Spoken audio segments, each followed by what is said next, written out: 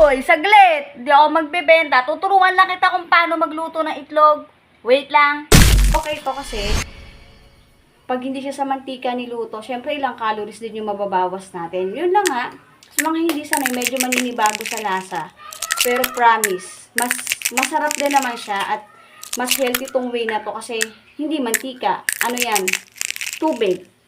Mag-init ka muna ng tubig, pwede mo rin siyang pakuluin, lulutuin. Yan. Siyempre, lalagyan mo pa rin naman siya ng seasoning, ng salt. Yung iba, siguro, magic sarap yung nilalagay. Pero ako kasi Himalayan salt tayo. Himalayan salt, baka naman. Yan. So, ganyan lang siya. Tapos, syempre, ang gagamitin ng pangluto dyan ay ganito. Kung may ganito kayo sa bahay yan, para madaling masala yung water pagkatapos mo siyang lutuin. Yan. Ganyan lang siya. Yan.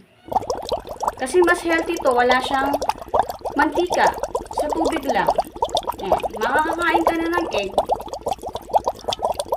Tapos, wala pang mantika. Diba? Isipin mo kung pag sunny side up piniluluto natin, gaano karaming mantika yun na ilalagay doon. So, pag ganito na water lang,